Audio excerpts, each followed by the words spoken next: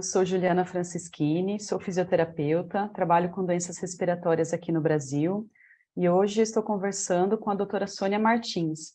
E eu vou pedir para ela se apresentar e contar um pouquinho da história dela para nós. Olá, Juliana, muito prazer em falar com você. Eu sou médica de família, estou formada desde 1994, já tem um tempinho, né? E também sou pós-graduada em psiquiatria. No decorrer da minha trajetória, né, profissional, eu tenho trabalhado tanto na saúde pública como na saúde suplementar, mas mais na saúde pública. De 2007 para cá, eu tive a oportunidade de ser inserida, né, na saúde pública com a gestão de programas de saúde, saúde do adulto, saúde do idoso, e foi isso que acabou me trazendo, acho que para esse momento que eu estou agora, né? Recentemente, eu tenho trabalhado com a linha do cuidado das doenças respiratórias crônicas no município de São Bernardo e de tabagismo, e mais recentemente ainda com o grupo de estudos e pesquisa respiratória aqui no Brasil, que é o GEPRAPS. E como que você se envolveu, conheceu o IPCRG? Bom, a minha história com o IPCRG começou com o professor Jaime. Eu não tenho bem certeza, mas acho que foi em 2010, 2011. Eu trabalhava aqui no município de Santo André, na coordenação da saúde do adulto e do idoso, e eu identifiquei que tinham muitos casos de doenças respiratórias crônicas e a dificuldade que as equipes de atenção primária tinham de lidar com isso. Então, procurando na internet, eu vi que Portugal tinha um programa de doenças respiratórias crônicas bem exitoso.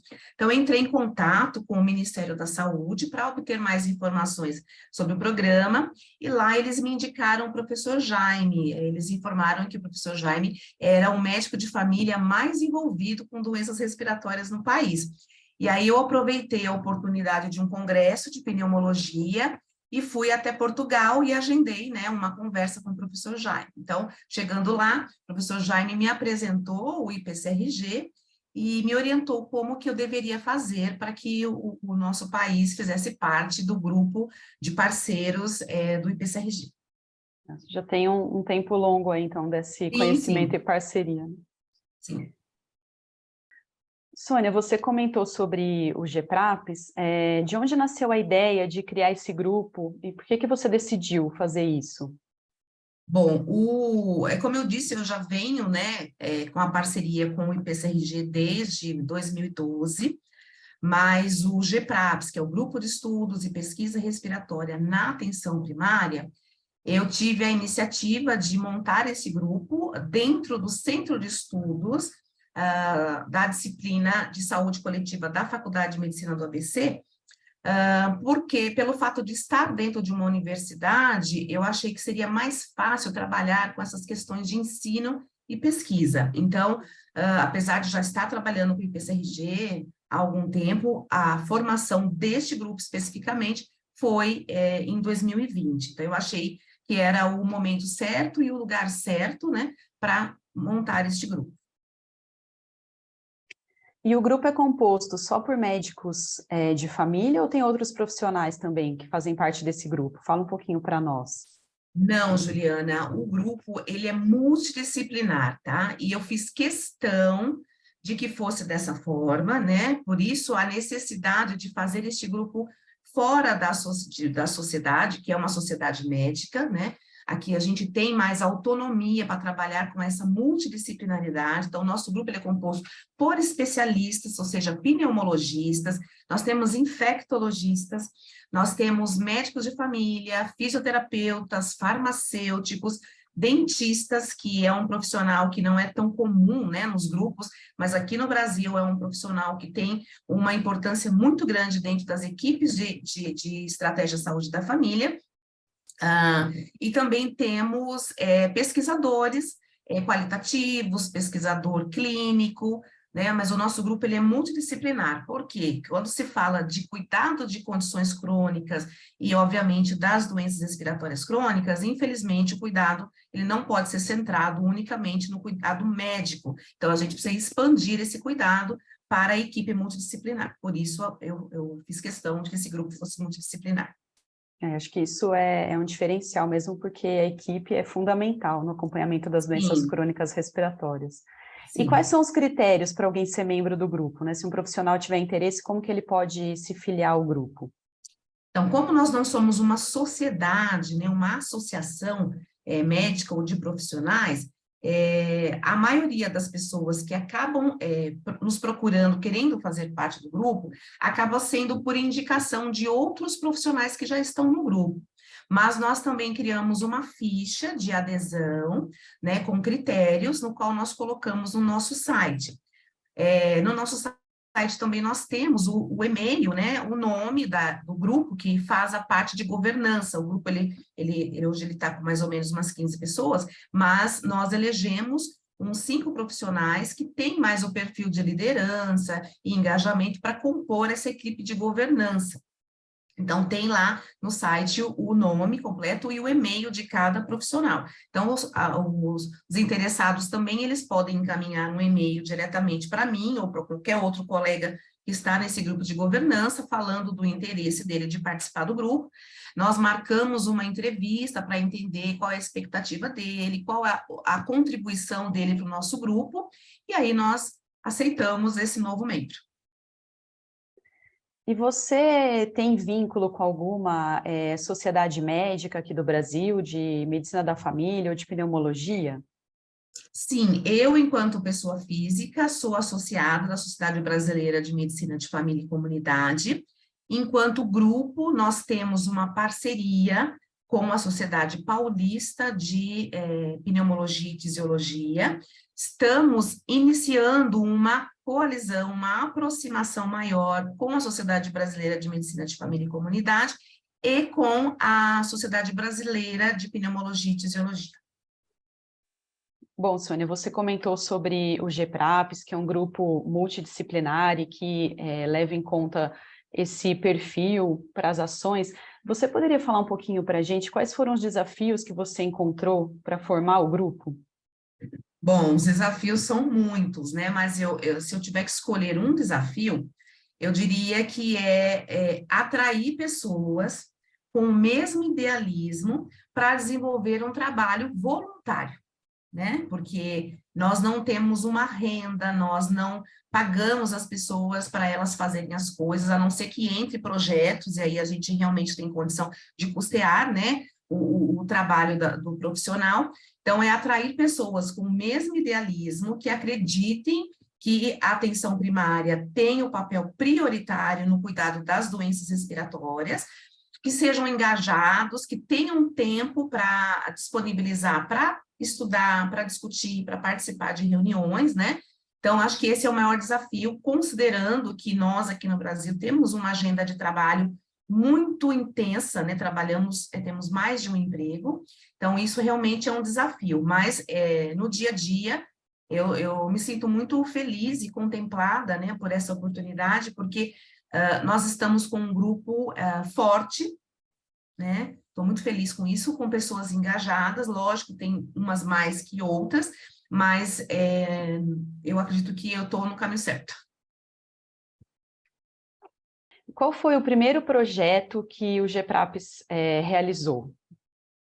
Considerando, né, a minha trajetória com o IPCRG, que é desde 2012, nós já tivemos a oportunidade de participar de outros projetos, como o Equality, que deu origem a um artigo muito importante de cuidados colaborativos em asma e DPOC, na atenção primária. Nós participamos também, eu especificamente, alguns colegas que hoje compõem este grupo, do projeto BriefWell, aqui no Brasil, e que fez parte de um estudo global, mas pelo GPRAPS, efetivamente, o nosso primeiro projeto foi o Teach the Teacher. Certo, de 2020 para cá, né? Então, Isso, é um projeto bastante robusto também, né? exato, Muito um bom. projeto muito interessante, que trouxe bastante conhecimento para nós que fizemos parte dessa equipe de Masters, né? E o desafio, né, de encontrar profissionais com perfil, engajamento e capacidade de liderança para multiplicar isso num país tão grande Continental. continental, né, grande quanto o Brasil. Quais que você considera as principais conquistas do seu grupo? Bom,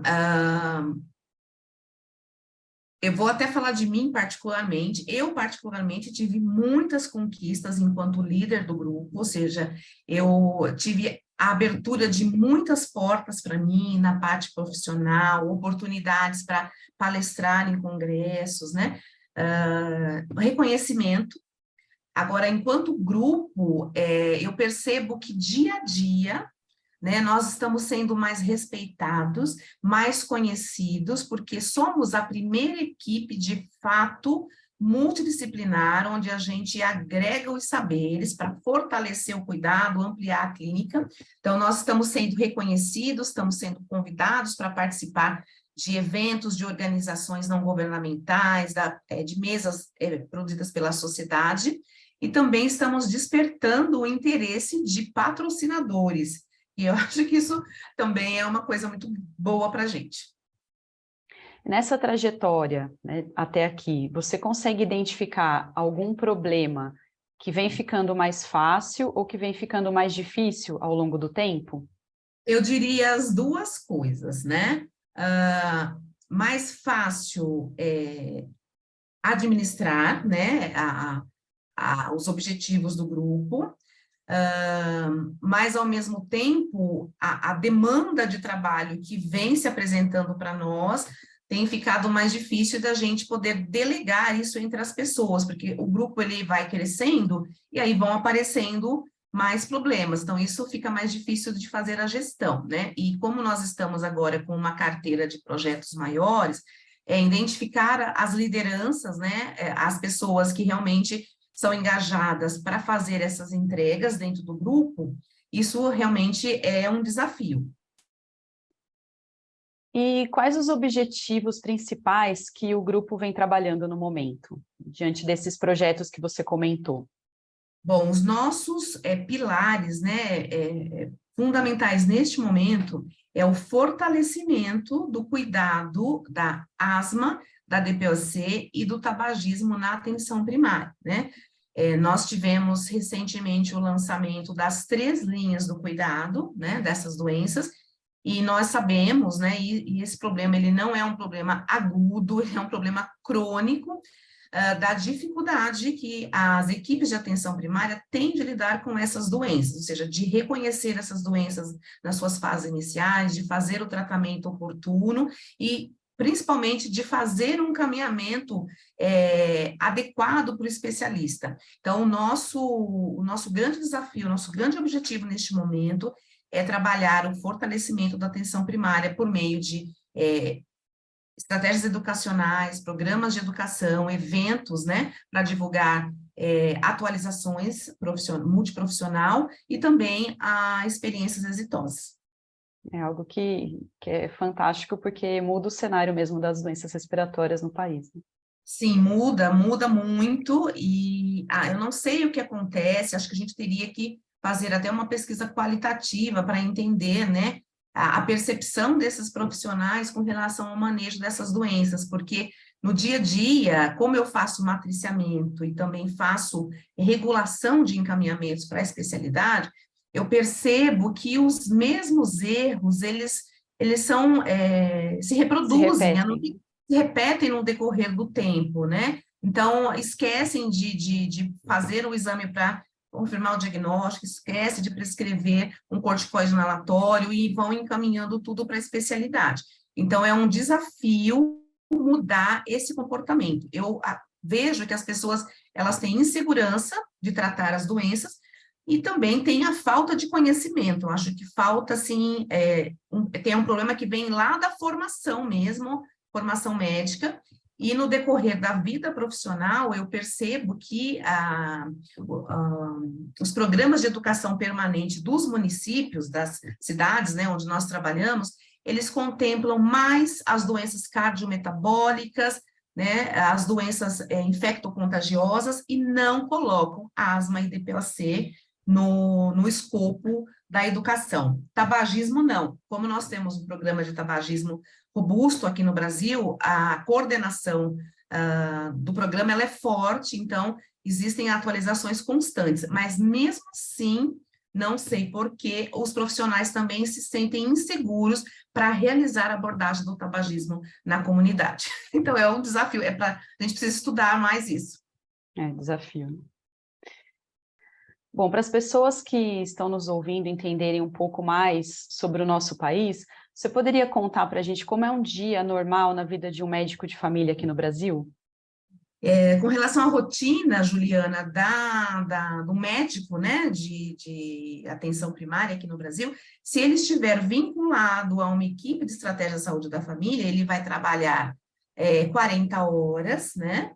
Ele tem uma dedicação exclusiva, e no escopo das suas atribuições estão o atendimento a todas as pessoas, ou seja, todo o ciclo de vida da sua área de abrangência. Então, as agendas, elas são feitas de 15 em 15 minutos, uma média de 4 pacientes por hora, consultas programadas. Além das consultas programadas, atendemos também as consultas de demanda espontânea, ou seja, aquele paciente que chegou na unidade com um sintoma respiratório, com uma crise hipertensiva, com um broncoespasmo, a gente tem que atender e acolher esse paciente também.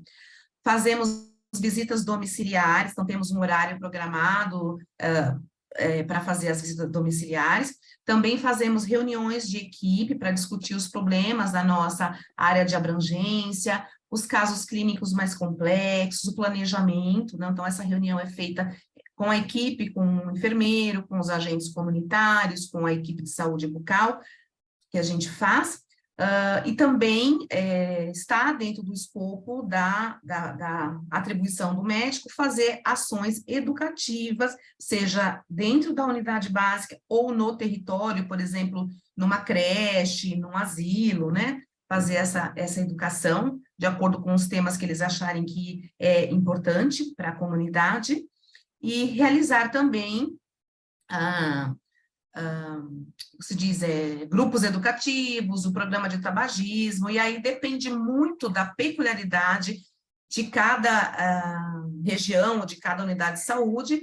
Ele pode, inclusive, fazer pequenos procedimentos, como sutura, se ele se sente seguro para fazer pequenas cirurgias, ele também pode fazer, né? E também, com relação à saúde da mulher, nós estamos habilitados para fazer a introdução do dispositivo intrauterino também, né? Agora, a coleta de Papa Nicolau, essas coisas acabam ficando mais para a enfermagem, mas os procedimentos ginecológicos também a gente faz.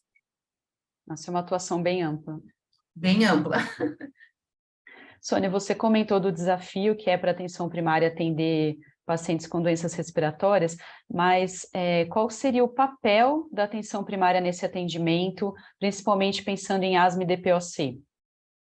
Bom, atenção, pensando em linha do cuidado, né, que é o percurso que o paciente ele tem através da rede de atenção, a atenção primária ela tem um papel primordial como organizadora e ordenadora, né, do cuidado dessa rede de atenção.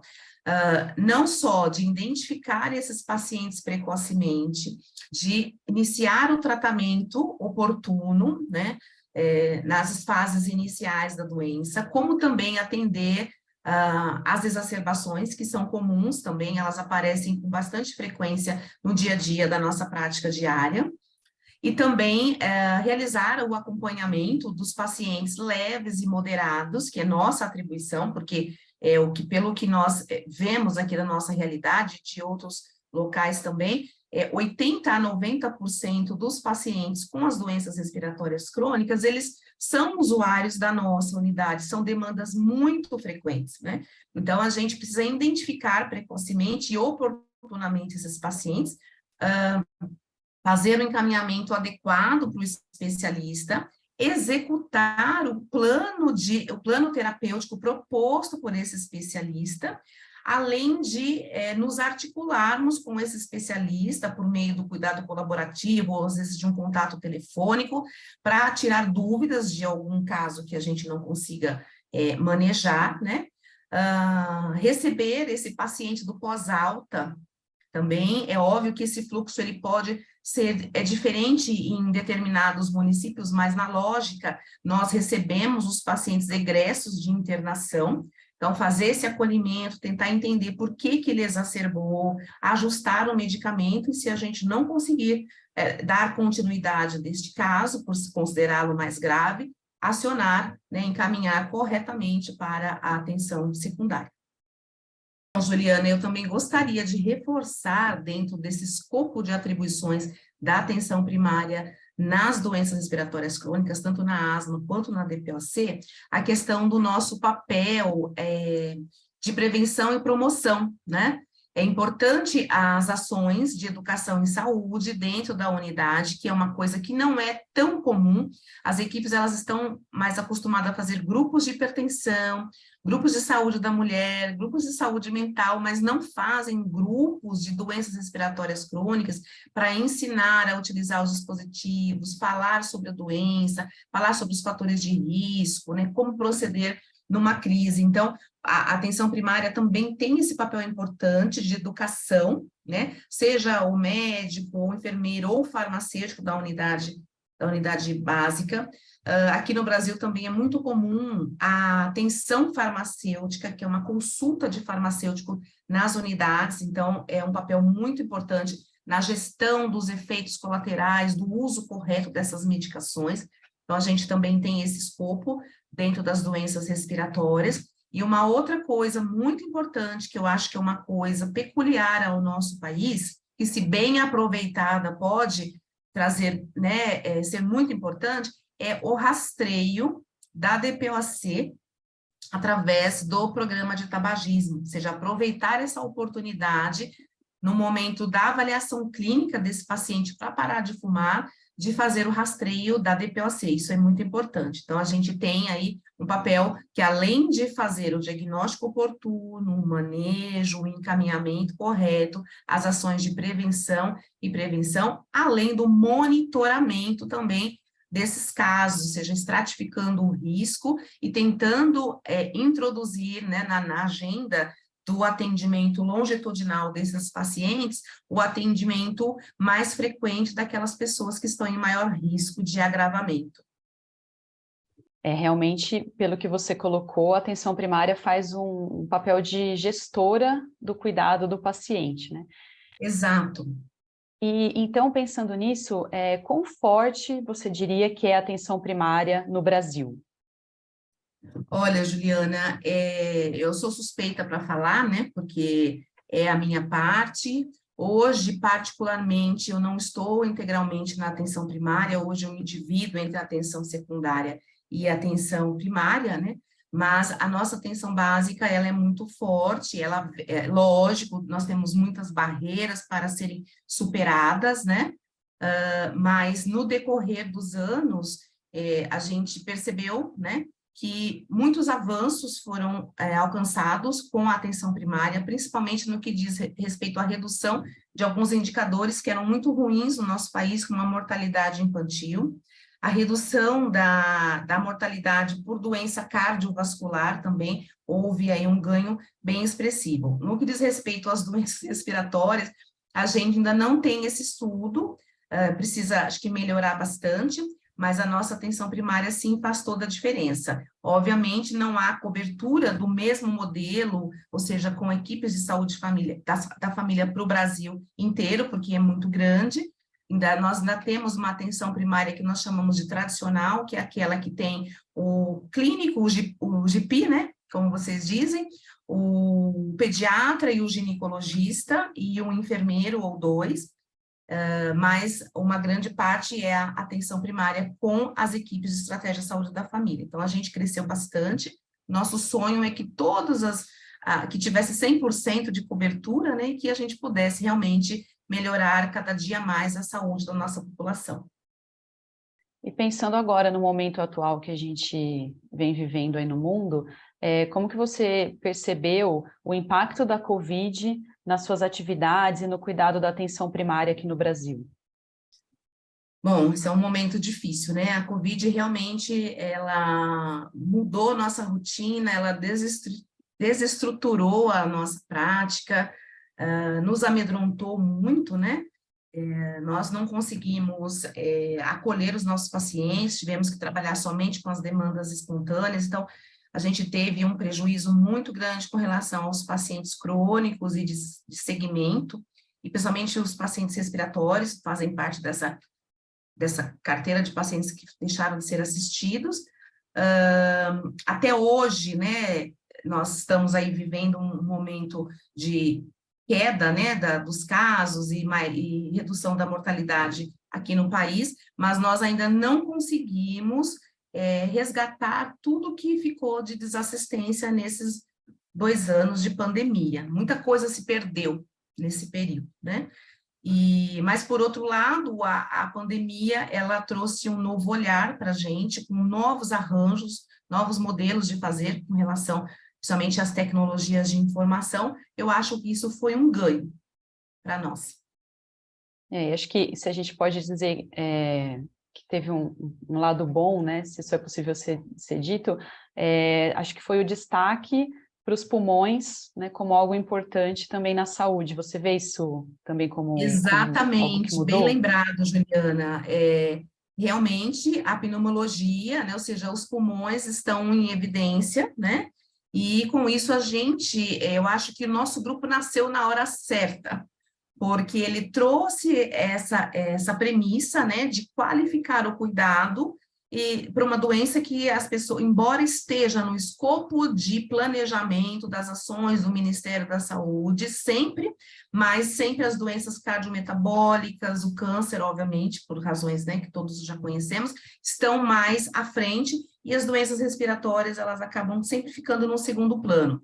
Obviamente, aqui no Brasil, a gente tem a oportunidade de ter a oferta do medicamento disponível gratuitamente para os pacientes, mas ainda com relação a essa questão do cuidado mesmo, da atenção que deveria ser para as doenças respiratórias, elas estavam mais esquecidas. E agora, com a pandemia, a gente percebe aí uma atenção maior. Bom, que conselho você daria para outros médicos que vão assistir esse vídeo e que gostariam de formar um grupo como o GPRAPS? Bom, primeiramente, gostar, né, de doenças respiratórias, gostar de desafios, acreditar que a atenção primária realmente pode fazer a diferença no cuidado dessas pessoas, engajar outros profissionais que também têm o mesmo idealismo, né, e sempre montar equipes multidisciplinares, né, esse é o meu conselho.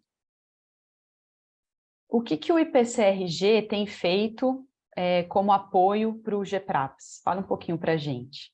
Bom, eu sou suspeita para falar, né? Tenho um apreço muito grande pelo IPCRG e vejo o crescimento dessa organização a cada dia. O IPCRG tem sido um grande parceiro, principalmente no sentido de acreditar no nosso, né, no nosso potencial, porque estamos chegando recentemente, de nos conectar com outros parceiros ao redor do mundo, fazendo com que a gente conheça outros jeitos de fazer, outras experiências, que apesar da diversidade, né, do mundo, né, e da questão do desenvolvimento dos países, a gente vê que muitos problemas são similares em outros lugares. Então, essa conexão com outros países, com outros profissionais é muito bom, tem nos permitido a troca de experiências, né, e além de estar investindo também no nosso país para melhora de problemas que, como eu disse para você, não é que foram totalmente esquecidos, mas que podem ser melhorados. Então, o IPCRG tem sido um grande parceiro. Fora isso, a atualização, né, que ele nos dá, porque está todas as diretrizes atualizadas e principalmente com um enfoque específico para a atenção primária, que é uma coisa que a gente não vê mesmo nos guidelines que são voltados para clínico, né? Essa visão, esse jeito de fazer específico de atenção para a atenção primária. Sônia, fala para nós, então, como que as pessoas podem saber mais sobre o GPRAPS e sobre as ações que o grupo está realizando. Bom, no site do IPSRG nós temos lá um portfólio, né, do nosso grupo, que consta os nossos endereços das mídias sociais, do Instagram, do Facebook e o nosso site. Então, nós podemos ser acessados através desses endereços. Também no portfólio tem a equipe de governança e lá tem o e-mail de cada membro, né, que está na governança. Então, essa pessoa também pode enviar um e-mail direto para mim ou nos acessar também através das mídias sociais ou do site.